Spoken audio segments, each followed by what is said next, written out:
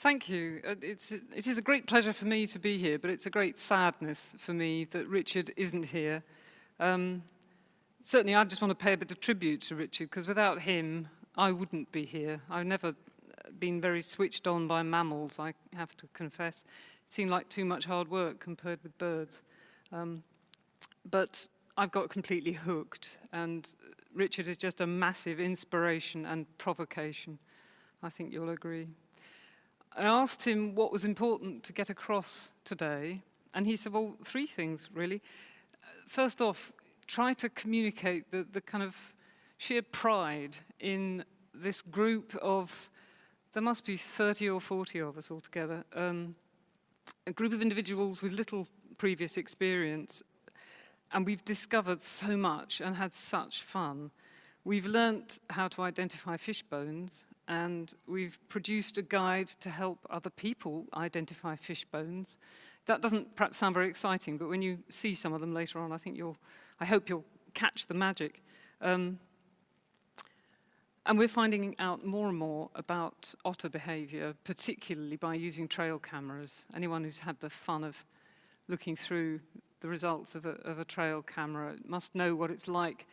It feels like whether you're going to win the lottery or not. Every time you get a new film, it's like, is it this one? Oh, it's only a water shrew. Is it this one? Oh, it's only a water vole. You know, is it this one? Yes, it's an otter.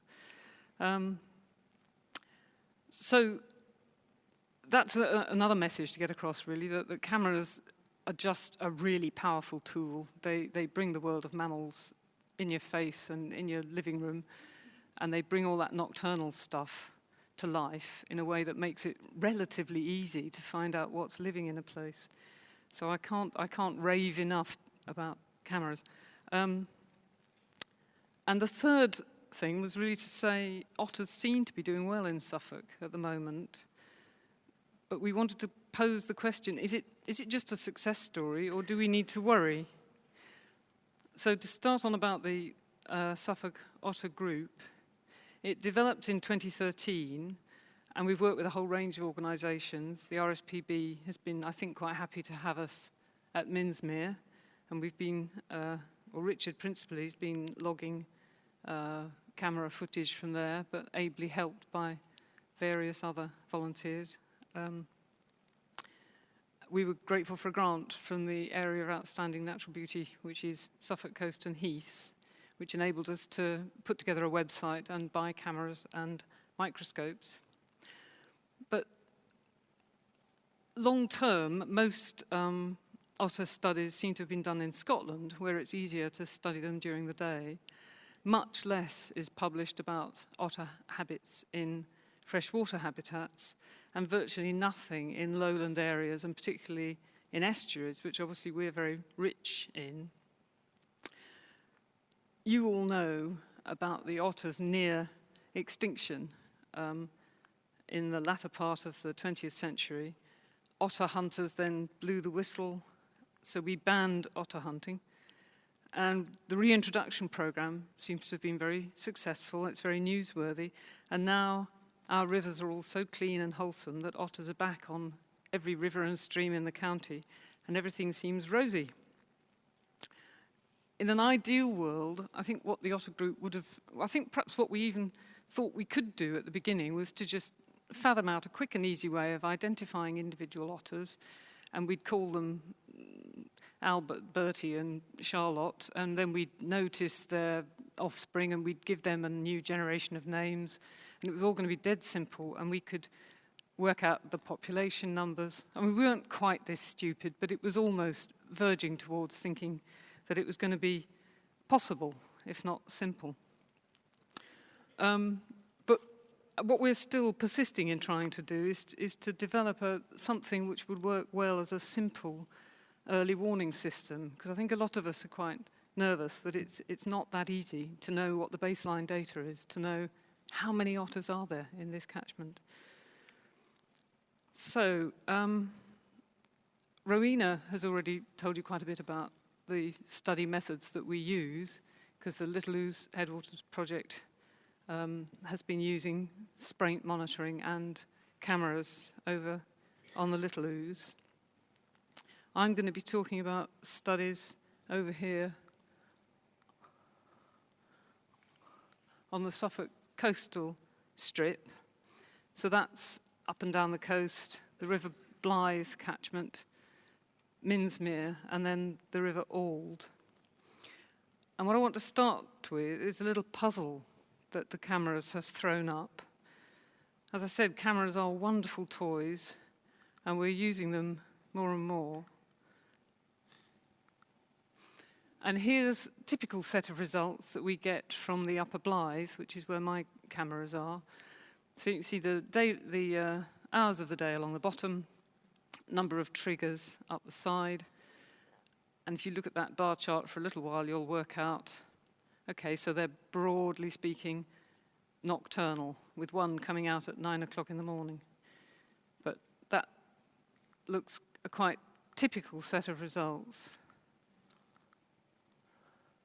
Same sort of deal, a bit down the river at the Suffolk Wildlife Trust Reserve, the hen reed beds, a few more daytime shots just to mislead observers and make people think that otters come out quite a lot in the day, but we're getting the hang of this now. Otters are mostly nocturnal until we get to Minsmere. And then something completely weird happens. And we have to learn, well, I had to learn a new word, cathemeral. I thought I'd got there with diurnal and nocturnal and crepuscular, but you can now add in cathemeral, which means all day round, all around the 24 hours, they're equally likely to be up and about. Something very strange seems to be going on at Minsmere.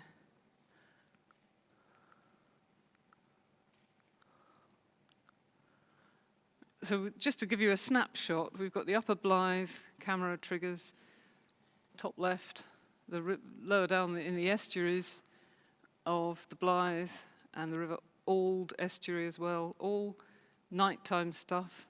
Richard added in the River Flit in Bedfordshire, which was 100% nighttime, not a single daytime otter trigger of the cameras over there.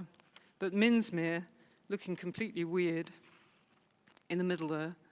Lots and lots of daytime appearances. There's a moment of silent prayer when I pressed the button.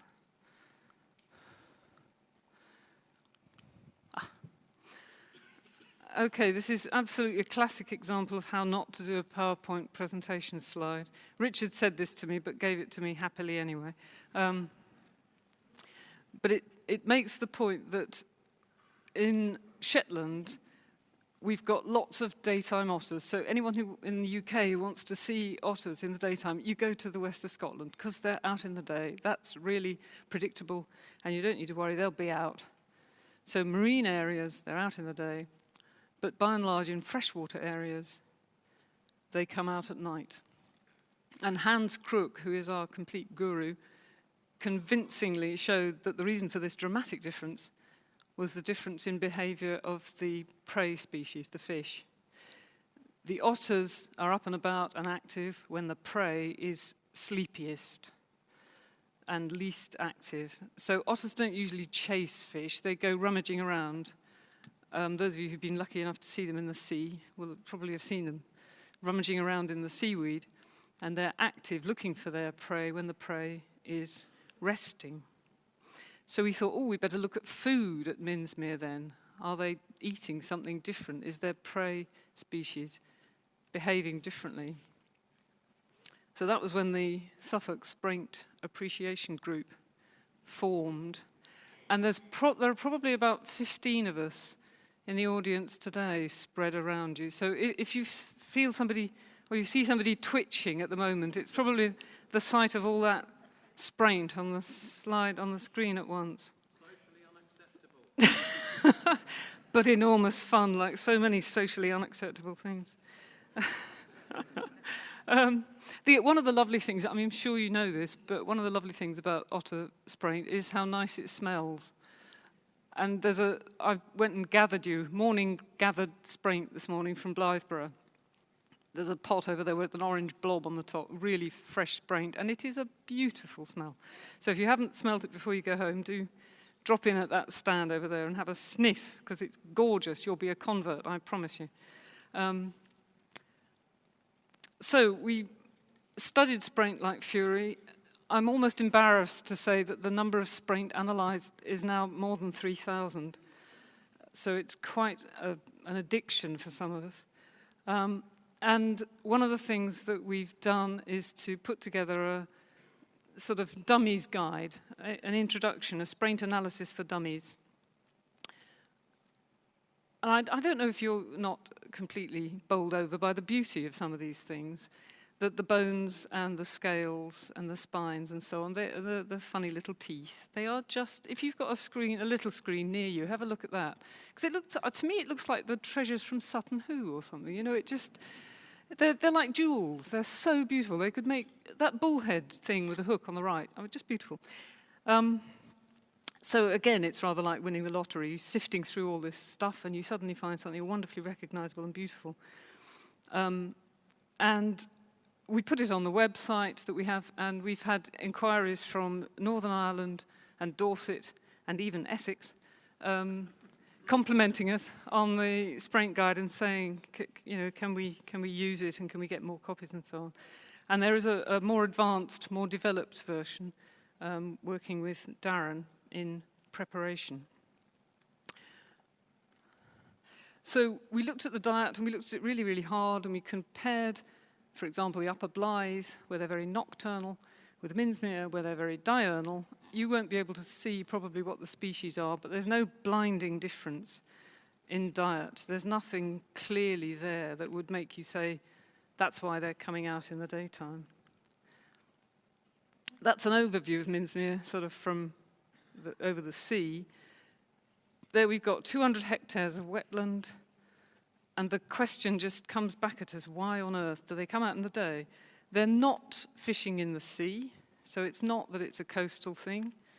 The sea fish bones don't crop up in their spraints.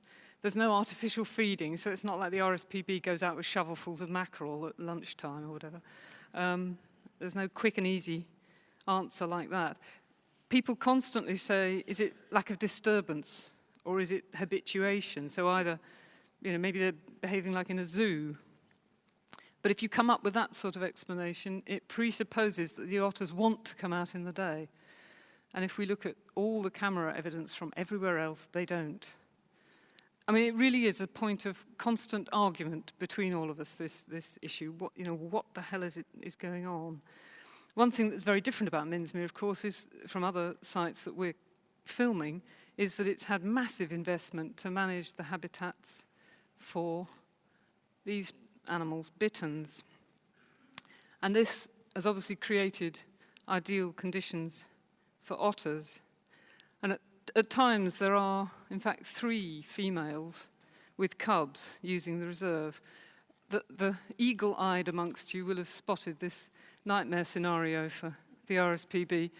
That bittern has got 5 otters creeping up on it, apparently. It's actually a mocked-up photograph, so we don't need to worry too much. We haven't yet, I don't think any of us have found bittern feathers. We found kingfisher feathers in spraint, but has anyone found bittern feathers in spraint yet? Don't admit it, say no. Okay. So there is massive population pressure. There'll be 13 large predators using that reserve. And in desperation for another theory, we're considering population density. We're actually suggesting there are so many otters in a relatively confined area that they're spacing themselves out across the 24 hours to try to avoid meeting each other.